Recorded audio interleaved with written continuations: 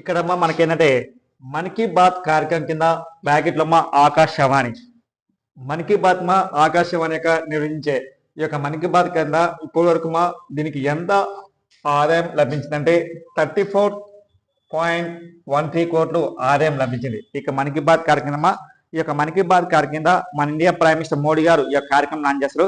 ఈ కార్యక్రమం యొక్క మెయిన్ యొక్క లక్ష్యం ఏంటంటే మా గుర్తుపెట్టు సార్, మన్ కీ బాత్ యొక్క కార్యక్రమం యొక్క మెయిన్ లక్ష్యం వచ్చేసి ఈ యొక్క మన్ కీ బాత్ కార్యక్రమం వచ్చేసి మా ఈ యొక్క ఆదాయం వచ్చేసి మా లాస్ట్ మనకు ఈ యొక్క కార్యక్రమం 2014లో మన్ కీ బాత్ కార్యక్రమం 2014 2014 వచ్చేసి మా అక్టోబర్ 3వ తేదీన ఈ యొక్క మన్ కీ బాత్ కార్యక్రమం లాంచ్ చేశారన్నమాట. అయితే ఈ యొక్క మన్ కీ బాత్ కార్యక్రమం ఇప్పటి వరకు 2014 అక్టోబర్ 3వ తేదీ నుంచి 2025 మా జూలై కల్లా ఈ యొక్క మన్ కీ బాత్ కింద ఎంత ఆదాయం వచ్చిందంటే 34.13 కోట్ల ఆదాయం వచ్చింది. మన్ కీ బాత్ ఎప్పుడంటే 2014 అక్టోబర్ 3న లాంచ్ చేశారు ఇండియా ప్రైమ్ మినిస్టర్ మోడీ గారు. మన్ కీ బాత్ కార్యక్రమం అంటే మా ఆకాశవాణి. ఈ యొక్క ఆకాశవాణి యొక్క మన్ కీ బాత్ కార్యక్రమం యొక్క మెయిన్ లక్ష్యం అంటే ప్రతి సండే అంటే ప్రతి నెలమ్మ చివరి సండే రోజు ఈ కార్యక్రమం ఉంటుంది. ప్రతి నెల చివరి ఆదివారం రోజు మా ఈ కార్యక్రమం లాంచ్ చేస్తామట. మన్ కీ బాత్ ప్రజల గురించి ఉద్దేశించి మన ఇండియా ప్రైమ్ మినిస్టర్ ఆ నెలలో ఏం జరిగినది ఈ యొక్క కార్యక్రమం నుంచి ప్రసంగిస్తారన్నమాట. అది కూడా 11 to 1 సండే రోజు 11 to 1 కేవలం 2 hours మాత్రమే దీనికి కేటాయించారన్నమాట. ఏ కార్యక్రమం అంటే మన్ కీ బాత్ కార్యక్రమం. ఎందుకు ఈ మన్ కీ బాత్ కార్యక్రమం లాంచ్ చేసింటే మన ప్రధానమంత్రి ఇక ఏదైనా సమస్యల గురించి చెప్పవచ్చు. మనం ఫోన్ నెంబర్కు మన్ కీ బాత్ కింద ఫోన్ చేయొచ్చు. ఎందుకంటే ప్రధానమంత్రి మోడీ గారు అన్ని రాష్ట్రాలకు వెళ్ళలేరు, అన్ని జిల్లాలకు వెళ్ళలేరు, అన్ని గ్రామాలకు వెళ్ళలేరు. ఎందుకంటే ప్రధానమంత్రి చాలా బిజీ పర్సన్ కాబట్టి ఈ యొక్క మన్ కీ బాత్ కార్యక్రమం అంటే ఆ నెలలో ఏమేమి జరిగినాయి మరియు మీకు ఏమైనా సమస్యలు ఉంటే మన కార్యక్రమం ద్వారా ప్రజలకు చెప్పవచ్చు.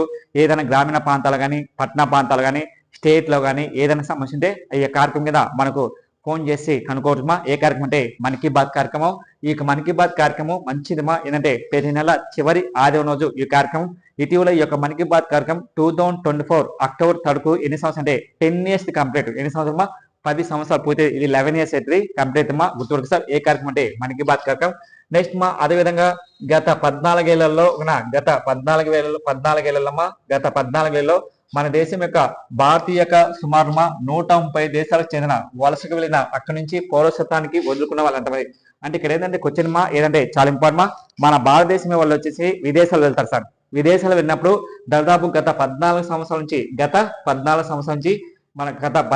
నుంచి భారతీయ 130 దేశాలకు వెళ్ళారు. మొత్తమా 130 దేశాలకు. ఈ 130 దేశాలకు వెళ్ళినప్పుడు వలస వెళ్ళినప్పుడు అక్కడ పౌరసత్వాన్ని వదులుకున్నారు అనమాట ఎవరో భారతదేశం వాళ్ళు.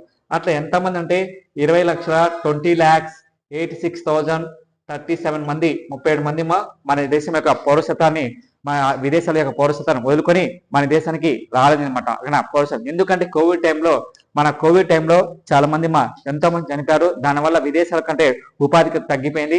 అందుకని అక్కడికంటే మన ఇండియాలో ఉండాలని నిర్ణయించుకున్నమాట. అయితే గత 14 సంవత్సరాల్లో మన యొక్క భారతీయ పౌరసత్వాన్ని విదేశాల నుంచి వదులుకోవడం మన దేశానికి రావడం. ఎంతమంది వచ్చిందంటే 20,86,037 మంది మన ఇండియాకి పౌరసత్వాన్ని రావడం అనమాట. ఇక పౌరసత్వం అంటే ఏంటంటే ఇండియన్ సిటిజన్ అనమాట. పౌరసత్వం అంటే విదేశాల్లో ఉండే వాళ్ళని వచ్చేసి మన దేశానికి రావాలన్నమాట. పౌరసత్వ చట్టం వచ్చేసి 1955లో భారత పౌరసత్వం చేశారన్నమాట. ఇటీవల 2019లో కూడా మన దేశం వాళ్ళు పౌరసత్వ చట్టాన్ని అమలు చేశారన్నమాట. సిటిజన్షిప్ పౌరసత్వం అంటే ఏంటంటే ఇటీవల బంగ్లాదేశ్, పాకిస్తాను, ఆఫ్ఘనిస్తాన్ ఈ 3 దేశాలు హిందువులు అంటే ముస్లిం కాకుండా ఎవరు 6 కులాల వాళ్ళు వచ్చేసి 6 కులం ఎవరు క్రైస్తవులు, నెక్స్ట్ అదేవిధంగా బ్రాహ్మణులు, జైన్లు, రెడ్డిలు కులాలు అట్లా 6 కులాల వాళ్ళు ఒక భారతదేశం యొక్క పౌరసత్వాన్ని లభించడం జరుగుతుందన్నమాట. ఎందుకు సార్ ఈ 3 దేశాలకు మినహాయింపు ఎందుకు ఇచ్చిందంటే ఆ దేశంలో హిందువులను ఎక్కువ వేధించేవాళ్ళు. ఏ దేశంలో? పాకిస్తాను, బంగ్లాదేశ్, ఆఫ్ఘనిస్తాన్. అందుకని మన దేశాన్ని పౌరసత్వానికి లభించడానికి కేంద్ర ప్రభుత్వం 2019లో చట్టం చేస్తున్నమాట. అక్కడ ఉండే వాళ్ళు మన ఇండియాకి రావచ్చు, ముస్లిం కాకుండా డైరెక్ట్ గా మన దేశానికి రావచ్చు అని ఇటీవల కేంద్ర ప్రభుత్వం యొక్క home minister Amit Shah bill పెట్టిందన్నమాట. హోమ్ మినిస్టర్ అమిత్ షా 2019లో ఈ చట్టం అమలుకు వచ్చిందన్నమాట. ఏంటంటే పౌరసత్వ చట్టం సిటిజన్షిప్ మనకు గుర్తుపెట్టుకోవాలి సార్. నెక్స్ట్ అదేవిధంగా 2024 నుంచి జనవరి నుంచి 2024 డిసెంబర్ 30 మధ్య వచ్చేసి ఎంతమంది సైబర్ నేరాలు నమోదయ్యాయి? సైబర్ నేరాలు ఎంత నమోదంటే 12,47,393 మెంబర్స్ సైబర్ కేసులు నమోదైనమాట. సైబర్ కేసు అయితే ఇండియాలో ఈ యొక్క సైబర్ కేసు ఎక్కువ స్టేట్ ఏంటంటే మహారాష్ట్ర, సెకండ్ ఉత్తరప్రదేశ్, మూడో రాష్ట్రం కర్ణాటక, 4 ఢిల్లీ, 5 గుజరాత్. అయితే తెలంగాణ ప్లేస్ ఎన్నో ప్లేస్ అంటే 10వ ప్లేస్ సైబర్ కేసు. సైబర్ నేరాలు అంటే తెలుసుమా ఆన్లైన్ లో మోసాలు జరుగుతాయి సైబర్ కేసు.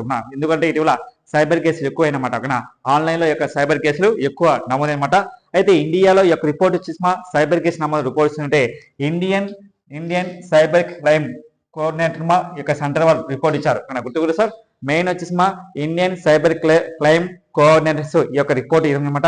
అయితే ఇండియాలో ఈ యొక్క సైబర్ నేర్స్ ఎక్కువ రాష్ట్రం మహారాష్ట్ర, తెలంగాణ ర్యాంక్ వచ్చేసి ఎన్నో ప్లేస్ అంటే 10వ ప్లేస్ అనమాట. ఎక్కువ ఇక సిటీలో చదువుతాయి. ఎక్కువ సిటీలలో మన డెవలప్మెంట్ అంతా చదువుతాం. ఏది సైబర్ కేసు చాలా ఇంపార్టెంట్. ఎందుకంటే మనం పేపర్లో చూస్తుంటాం, కొన్ని సినిమాలు చూస్తుంటాం. ఏది సైబర్ కేసు ఎక్కువ.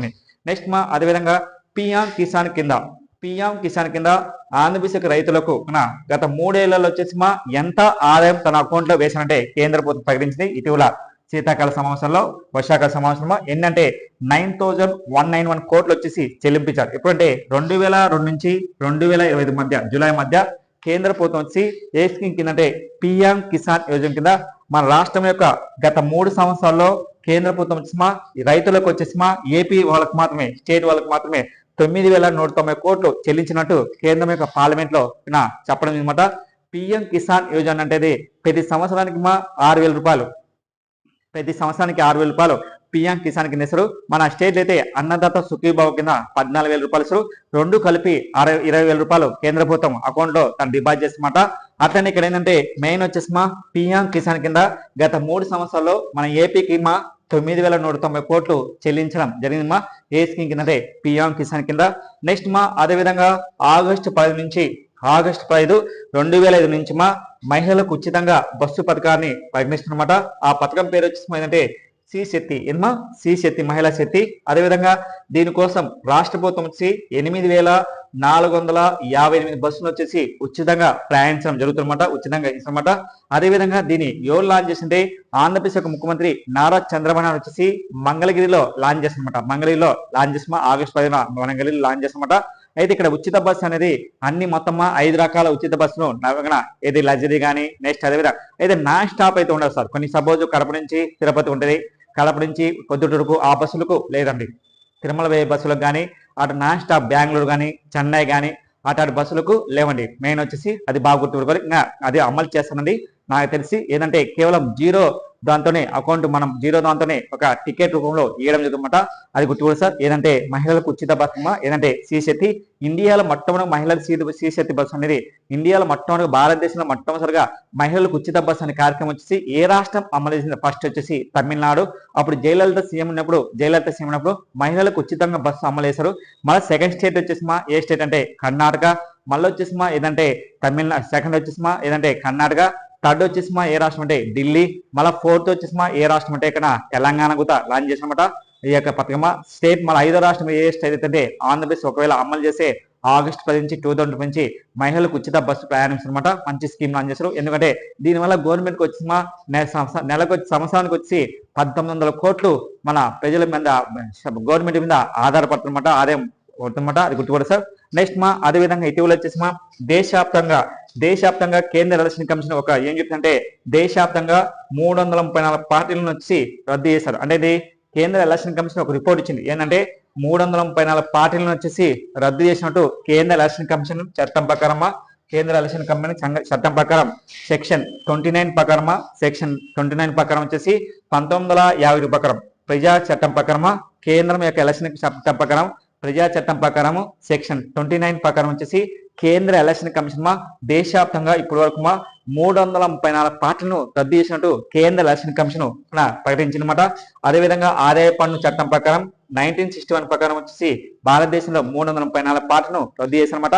ఎందుకు 334 పార్టీలు రద్దు చేసింటే సరైన ఆదాయం సపోజ్ నేను ఒక పార్టీ స్థాపించినప్పుడు ఆ పార్టీ యొక్క ఆదాయం సంబంధించి నువ్వు ఎంత ఖర్చు పెట్టినావు ఏం కథ సరైన ఆదాయాలు పంపించుకుంటే ఎలక్షన్ కమిషన్ వచ్చేసి 6 months లో ఆ పార్టీని రద్దు చేసే అధికారం ఉంటుందన్నమాట.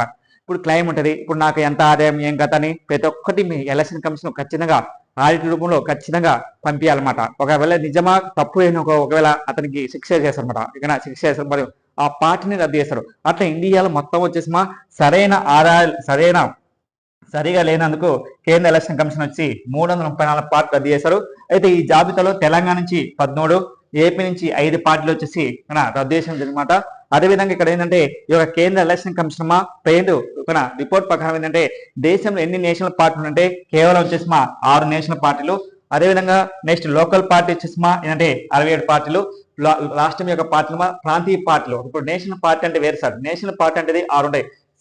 నేషనల్ పార్టీ అంటే ఏంటంటే సిపిఎం, అదేవిధంగా సిపిఎం, బీజేపీ, నెక్స్ట్ కాంగ్రెస్, అదేవిధంగా ఆమ్ ఆద్మీ పార్టీ, అదేవిధంగా ఎన్సిపి, బిఎస్పి, బహు సమాజ్ పార్టీ, అదేవిధంగా ఎన్సిపి ఎన్ని ఉంటాయి. అట్లా 6 పార్టీలు అన్నమాట. దేశంలో నేషనల్ పార్టీ 6 ఉంటాయి. ఈ 6 పార్టీలు నేషనల్ పార్టీ. అదేవిధంగా లోకల్ పార్టీ వచ్చేసి ఏంటంటే 67 ఎన్ని లోకల్ పార్టీ.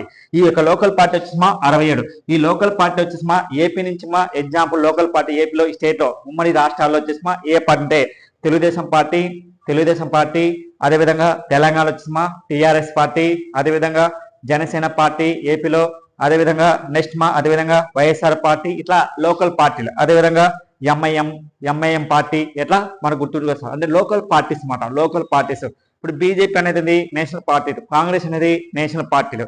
అదే నేషనల్ పార్టీ ఒక లోకల్ పార్టీ నేషనల్ పార్టీగా మారాలంటే మినిమం వచ్చేసి ఏదైనా 3 రాష్ట్రాల్లో లోక్సభలో వచ్చేసి 5% పోలింగ్ ఉండాలి. 5% పోలింగ్ ఉంటే కేంద్ర ప్రభుత్వం వచ్చేసి ఏంటంటే ఏం చేసినమా కేంద్ర ప్రభుత్వం నేషనల్ పార్టీగా గుర్తిస్తుంది. ఇటీవల నేషనల్ పార్టీ నుంచి క్రాంతి పార్టీకి హోదా కోల్పోయిన పార్టీ వచ్చేసి ఏంటంటే ఎన్సిపి పార్టీ, అదేవిధంగా సిపిఐ పార్టీ, అదేవిధంగా నెక్స్ట్ తృణమూల్ కాంగ్రెస్ పార్టీ. ఈ 3 పార్టీలు వచ్చేసి ఒకప్పుడు నేషనల్ పార్టీ నుంచి లోకల్ పార్టీగా కేంద్ర ఎలక్షన్ కమిషన్ నమోదు చేసినమాట. అదేవిధంగా ఇక్కడ ఆమ్ ఆద్మీ పార్టీ మాత్రం ఏంటంటే నేషనల్ పార్టీగా గుర్తించారన్నమాట. అయితే దేశవ్యాప్తంగా ఎన్ని నేషనల్ పార్టీ ఉంటే 6 నేషనల్ పార్టీ అన్నమాట. కేంద్ర ఎలక్షన్ కమిషన్ యొక్క ఆర్టికల్ వచ్చేసి ఏంటంటే కేంద్ర ఎలక్షన్ కమిషన్ ఆర్టికల్ వచ్చేసి ఏంటంటే 324 నుంచి 329 వరకు ఎలక్షన్ కమిషన్ చెప్తున్నమాట. ఈ యొక్క ఎలక్షన్ కమిషన్ ఎన్నో భాగం అంటే 15వ భాగం అనమాట. ఇది 15వ భాగంలో ఉందండి, గుర్తుపెట్టుకోవాలి సార్. అదేవిధంగా మన ఇండియాకి చీఫ్ ఎలక్షన్ కమిషన్ అంటే ఇక్కడ జ్ఞానేంద్ర సింగ్ ఇండియాకి చీఫ్ ఎలక్షన్ కమిషన్ వచ్చి జ్ఞానేంద్ర సింగ్. అంతకుముందు chief election commission Rajiv Kumar place లో జ్ఞానేంద్ర సింగ్ రావడం అనమాట. ఇదానికి చీఫ్ ఎలక్షన్ కమిషన్. భారతదేశం యొక్క ఎలక్షన్ కమిషన్ ఎప్పుడు ఏర్పడిందంటే 1950 జనవరి 25న ఎలక్షన్ కమిషన్ ఏర్పడింది. అయితే 2025 జనవరి 25కి వచ్చేసి ఎలక్షన్ కమిషన్ స్థాపించి ఎన్ని సంవత్సరాలు అంటే 70 సంవత్సరాలు పూర్తయింది. 70 సంవత్సరాలు పూర్తయింది. అదేవిధంగా ప్రతి సంవత్సరం జనవరి 25 వచ్చేసి ఏం జరుపుకుంటే నేషనల్ ఓటర్స్ డే జరుపుకుంటాం. జాతీయ ఓటర్ల దినోత్సవాన్ని జరుపుకుంటామన్నమాట జనవరి 25న. జనవరి 25 వచ్చి నేషనల్ ఓటర్స్ డే. అయితే భారతదేశం యొక్క ఎలక్షన్ కమిషన్ యొక్క మెయిన్ వచ్చేసి ఎంతమంది సభ్యులు ఉంటారంటే 1+2=3 నంబర్స్ ఉంటారు. ఒక చీఫ్ ఎలక్షన్ కమిషన్ 2 సభ్యులు ఉంటారు. వీళ్ళందరినీ 7 నిమిషం అంటే రాష్ట్రపతి నిమిషాలు తొలగించగలుగుతాయి అంటే రాష్ట్రపతి తొలగిస్తారన్నమాట. అయితే భారతదేశం యొక్క ఎలక్షన్ కమిషన్ ఆర్టికల్ వచ్చేసి T24. అదేవిధంగా T24 అనేది ఎలక్షన్ కమిషన్. T25 వచ్చేసి ఏంటంటే కుల, మత, వర్గ తేడా లేకుండా ప్రతి ఒక్కరికి ఓటు కల్పించాలి. T26 ఏంటంటే 18 సంవత్సరాలు దాటిన ప్రతి ఒక్కరికి ఓటు హక్కు ఉంటుంది. ఒకప్పుడు 21 ఇయర్స్ నుంచి 18 సంవత్సరాలు తగ్గించిన ప్రధానమంత్రి వచ్చేసి ఎవరంటే రాజీవ్ గాంధీ. ఎన్నో అమెండ్మెంట్ అంటే 61 ఏ సంవత్సరం అంటే 1988లో చట్టం చేసినమాట. 21 సంవత్సరాల నుంచి 18 సంవత్సరాలు తగ్గించిన ప్రధానమంత్రి వచ్చి రాజీవ్ గాంధీ. ఎన్నో అమెండ్మెంట్ అంటే 61 అమెండ్మెంట్ కానీ ఇప్పుడు ఎలక్షన్ కమిషన్ ఒక రూల్స్ పెట్టింది. ఏది 17 సంవత్సరాలు దాటిన ప్రతి ఒక్క వ్యక్తి ఎలక్షన్లకు వచ్చి అప్లికేషన్ పెట్టుకోవచ్చు. కానీ ఏజ్ మాత్రం ఏంటంటే 18 సంవత్సరాలు దాటిన ప్రతి ఒక్కరికి ఓటు హక్కు కల్పించాలని కేంద్ర ఎలక్షన్ కమిషన్ ఆమోదించమాట. అయితే భారతదేశం యొక్క కేంద్ర ఎలక్షన్ కమిషన్ యొక్క మెయిన్ విధులు ఏంటంటే మెయిన్ లక్ష్యం ఏంటంటే లోక్సభ, అసెంబ్లీ ఎలక్షన్స్, అదేవిధంగా రాష్ట్రపతి, ఉపరాష్ట్రపతి, ఎమ్మెల్సీ ఎలక్షన్స్ నిర్వహించడం దీని యొక్క బాధ్యత సార్. మెయిన్ వచ్చేసి ఈ యొక్క ఎలక్షన్ కమిషన్ ఒక రాజ్యాంగబద్ధ సంస్థ. ఇది మనకి ఎగ్జామ్ లో అడిగే ఛాన్స్ అదేవిధంగా మన ఛానల్ చూసే వరకు కొత్తగా లైక్ చేయండి, షేర్ చేయండి. Thank you very much. Hi friends, welcome to Brahmam sir GK classes అదేవిధంగా మన ఛానల్ కొత్తగా చూసే వరకు లైక్ చేయండి, షేర్ చేయండి సార్. అదేవిధంగా మన ఛానల్ కొత్తగా సబ్స్క్రైబ్ ఖచ్చితంగా చేయండి. అదేవిధంగా బెల్ ఐకాన్ ఉంటుంది యూట్యూబ్ ఛానల్లో ఖచ్చితంగా చేయండి. మనకు ఇంపార్టెంట్. అదేవిధంగా ఇక్కడ మెయిన్ వచ్చేసి ఏంటంటే మన కరెంట్ అఫైర్స్ ఈ రోజు భాగంగా కరెంట్ అఫైర్స్ భాగంగా అంటే అండర్ 20 మహిళా ఆసియా కప్ ఫుట్బాల్ మ్యాచ్ లో అండర్ 20 మహిళా ఆసియా కప్ ఫుట్బాల్ మ్యాచ్ లో ఇండియా వచ్చేసి అర్హత సాధించింది. ఇండియా వచ్చేసి క్వాలిఫై అనమాట. అంటే 2026లో జరిగే ఎక్కడంటే థాయిలాండ్ లో బ్యాంకాక్ లో అనమాట. అయితే అండర్ 20 మహిళా ఆసియా కప్ ఫుట్బాల్ ర్యాంక్ లో వచ్చేసి అర్హత సాధించిన దేశమా ఏదంటే భారత్. ఈ మొత్తం అండర్ 20 మహిళా ఆసియా కప్ లో మొత్తం ఎన్ని దేశాలు పాల్గొంటాయంటే 12 జట్లు పాల్గొంటాయి. ఈ 12 జట్లో భారతదేశం 12 జట్టుగా అర్హత సాధించింది అండర్ 20 మహిళా ఆసియా కప్ ఫుట్బాల్ మ్యాచ్. అయితే ఇక under 20 Asia cup football match establish ఎప్పుడు చేశారంటే 2002లో ఎస్టాబ్లిష్ చేసినమా. అదేవిధంగా ఇది టోటల్ నెంబర్ ఆఫ్ టీమ్స్ మొత్తం దేశాల సంఖ్య వచ్చేసిందంటే 12 దేశాలు ఉంటాయి. ఎనిమా 12 దేశాలు పాల్గొంటాయి అన్నమాట. 12 దేశాలు. అయితే ఇది మోస్ట్ ఇది సక్సెస్ఫుల్ టీమా ఏ దేశం అంటే ఇది మోస్ట్ ఇది సక్సెస్ఫుల్ టీమా ఏ దేశం వాళ్ళు గెలిచిందంటే ఏ దేశం గెలిచింటే ఉత్తర కొరియా వచ్చేసి 2 times ఇదా విన్నర్ గెలిచిందన్నమాట. ఏదంటే ఆసియా కప్ ఫుట్బాల్ మ్యాచ్. రేపు ఎగ్జామ్ లో ఏమంటే అండర్ 20 మహిళా ఆసియా కప్ ఫుట్బాల్ మ్యాచ్ 2020లో జరిగే థాయిలాండ్ మ్యాచ్ లో ఏ దేశం క్వాలిఫై అయింది అని అంటారు ఆప్షన్. భారత, పాకిస్తానా, నెక్స్ట్ బంగ్లాదేశ్, నేపాల్. ఆన్సర్ ఏం పెట్టాలి? భారతదేశం పెట్టాలి. మొత్తం ఎన్ని దేశాలు? 12 దేశాలు. అదేవిధంగా ఇటీవల ఒక ప్రముఖ క్రికెటర్ ఆత్మకథ స్టంపోర్ట్ ఏ బుక్ స్టంపోర్ట్ ఆత్మకథ అనే బుక్ రచించిన పర్సన్ వచ్చేసి ఏమంటే ఇది భారత జట్టు మాజీ క్రికెటర్ ఏమంటే సయ్యద్ ఏం పేరు సయ్యద్ కిర్మిని అనే వ్యక్తి ఆత్మకథ అంటే ఆయన జీవిత సంబంధించిన ఆత్మకథ వచ్చేసి ఏ బుక్ అంటే స్టంపోర్ట్.